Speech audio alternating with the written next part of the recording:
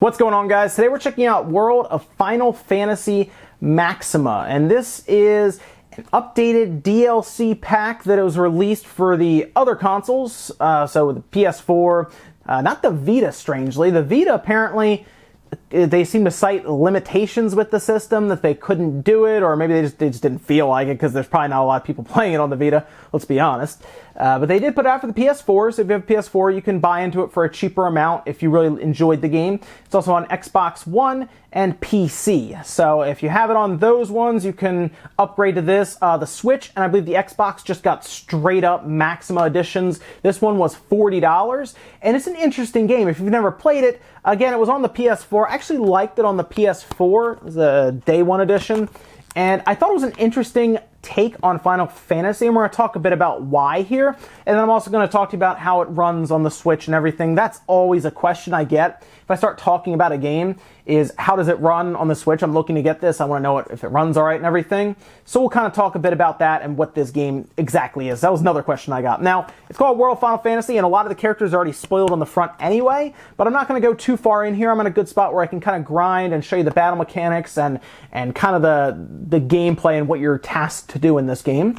But yeah, it's called World of Final Fantasy because you also have several other characters from Final Fantasy in this game. We're right on the front: Cloud, Squall, Lightning, characters from the world. Like, seriously, all the different Final Fantasies are in this game. It's pretty cool. So you end up getting like summons and stuff by the different characters, and you have these characters that are your main characters that you play as here.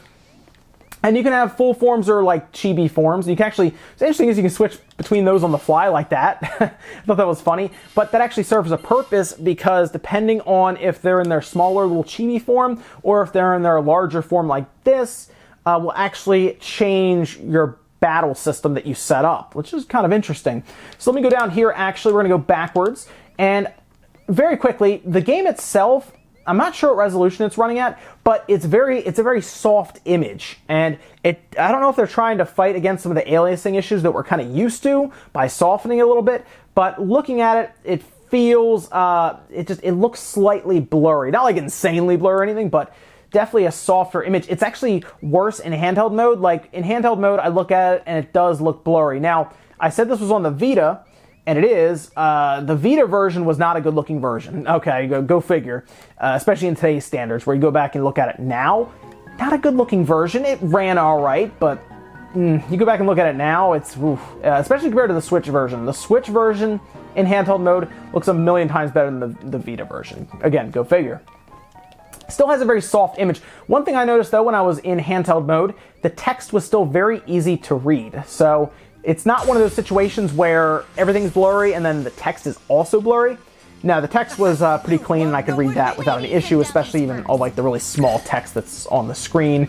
As you can imagine, things like attack, unstack, defend, when it's really shrunk down to that 6-inch screen or whatnot, it is pretty small. You can still read it though. The HP and MP or HP and AP and everything, it's pretty easy to read as well because it's larger. So this is us in battle. It does have random encounters where you're running around, boom, throws you into battle. You cannot see enemies on the overworld. So here we are in the battle now, and I have actually, it's interesting, they have like classic mode and they have basic mode. I usually go to this mode here because I like classic mode, kind of running around and being able to see everything right in front of me. Again, it's more akin to, they have kind of a newer setup, I guess, for newer fans of the series, and they have this that we all remember if you played in the older ones. So we have our typical attack. Obviously, I can just attack someone, and I can just go for Copper Gnome, for example, and kind of smack him. And they do have, which is really funny, and it's something we're going to get into. This is a grind-heavy game, and you know how you know it's a grind-heavy game? When there is a fast-forward button, because there is. And so I'm going to show you our fast-forward through a lot of stuff. So I'm actually going to attack again, and we should actually be able to take him out real quick. Boom. And if I hold R, it starts fast-forwarding. You see the stuff on the left. And it lets you get through parts of it pretty quick because you're going to be grinding a bit in this game. So let me actually go through and we're going to start taking these guys out. And what's interesting about this game, it's kind of Final Fantasy mixed with Pokemon. Oh yeah. You get creatures, you capture them, or as they call them, imprison them, and then you use them in battle. You can actually see my main character there has two of their characters called Mirages stacked on top of his head. Use a stack mechanic to make your person stronger. But there's also a side effect, a little bit of a drawback, where you get everyone's weakness they have stacked on you, and there's always a chance that you actually topple over, which can really damage you in battle and really ruin your plans. But it makes you a lot stronger, as I hit for much more than the person to my left, my partner here. So, see, we're actually weak. One of the mirages on top is actually weak to that attack. Let me hold R and we'll kind of cruise through here. This is one of the opening dungeons. Like I said, I'm not too far in. In fact, once I go past that door, there's a part in the game that I don't want to really go to yet, because there's some stuff you would see and maybe get. It's a callback to nostalgia. So there are characters on the other side of that door that are like, oh, cool. I don't want to ruin that for anybody who's playing it for the first time. So we just completed our first battle, and when you go in here, you have a lot of things you can do to power yourself up and get stronger. You level up, of course, like normal. You saw those bars fill up. And then you have these mirage boards you can go to, and these are kind of like, think of like the sphere grid from Final Fantasy X, or you can even say kind of the grid from 13. I'm trying to remember exactly what that was called. It was a grid. I played a lot of 13. So let me go in here, and this is our copper gnome that I was using in battle, and he now has 6 SP, which will let you kind of go around and pick any of these abilities that you want, and you move to them, and then you move further as you go along. Double Smash, for example, it will cost 4 SP, but it inflicts neutral physical damage, and you do this for all of these characters that you capture. Yeah, it's like Pokemon. You go through, you capture these guys doing certain things in battle, whether it's a physical attack, opens them up for imprisonment, or you have to do other things, whether it's certain spells or elements, and then you can capture them, and then you use them in battle, and you level them up through this. They also level up normally, as you can see there at the top, level 5, but they'll gain these SP points so we can move around. So you have Protect, which of course lessens physical damage. I can get a passive for accuracy, which is fairly important because that character seems to miss a lot. There's Double Smash that just hits twice. Actually hits twice, that's a good one. I might actually go with that. Hit twice, because then I just need another SP and I can get that accuracy boost. The weird thing about this that was kind of annoying, and I don't know why they have it there, is you can toggle view up and down, but let me get out of the way. But like that right box, if I remember right, yeah, it was always in the way. That's weird how they have that there. You can kind of zoom out, but you can kind of see how it's sort of in the way there to the right.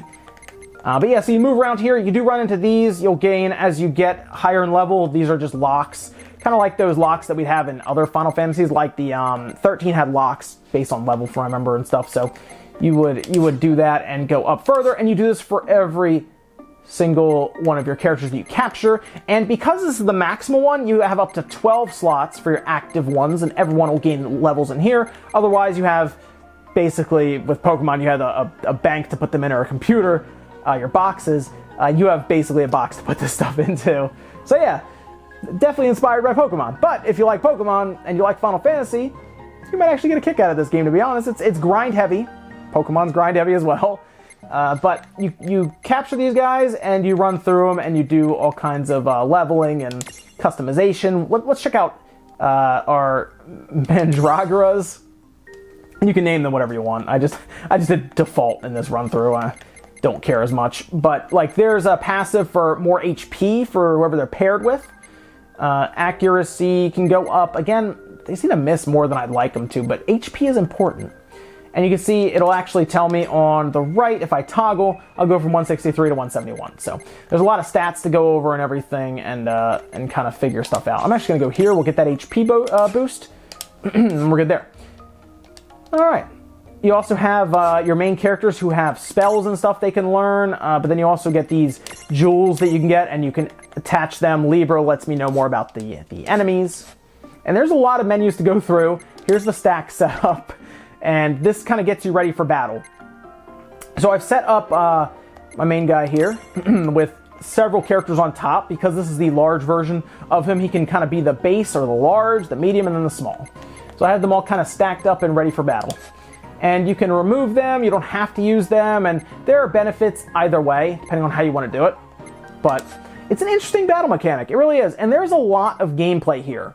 Now, the Maxima Edition added a few extra things. There are extra quests that they added in. They added in the ability to hold more mirages and everything, and they added in a full New Game Plus. There is a long, long list of stuff that they added, so it is at least it's a DLC that feels like there's a lot to it. And if you were a fan of this game prior, except on the Vita, it might be worth going back and looking at, but you also have to look to make sure the price is something that makes sense for you, because I think it's like $23 if you already have the game. Here we go. Or again, if this is the first time you've seen it, this is the best portable experience despite kind of the fuzzy image.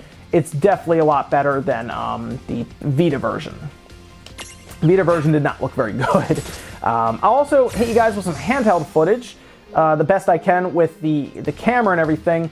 Now, I was going to talk to Nate at DirectV Games, see if he has any plans to do this with his recorder, because I think that would be a much better look at it to kind of give you an idea, because I do see this as kind of a fuzzy image. I don't know if Digital Foundry will look at this either. I'd be curious to see what resolution this is running at, but all in all, I like this game. It does open up a bit more. Some of the criticisms people have for it, and I can see myself, because trust me, I've experienced it, is the grind heaviness. And then, of course, it is kind of geared more towards the casual audience as opposed to the hardcore Final Fantasy audience, which is weird because the hardcore Final Fantasy audience is the crowd that's going to understand a lot of the characters and references that they hit you with. So, I don't want to spoil anything, but obviously you see them on the front cover. A lot of the older Final Fantasy characters are in here. The enemies, the settings, so maybe worth looking into if you want kind of a nice little trip down nostalgia lane for Final Fantasy characters. But that's going to do it here, guys. This is World of Final Fantasy Maxima Edition on the Nintendo Switch. It's a good version of it. It's definitely the best portable version. It's completely playable. The text is legible. It has some fuzzy image quality, from what I can tell. Frame rate's good, though. I haven't had any frame rate issues, so so far so good with that. But I think it's worth a pickup. Again, look into it, though, but I'm enjoying it, and I did enjoy it on the PS4, and I'll enjoy it here as well. Thanks, guys, for watching. Make sure you give the video a like if you liked it, dislike if not, and I'll see you guys in the next video.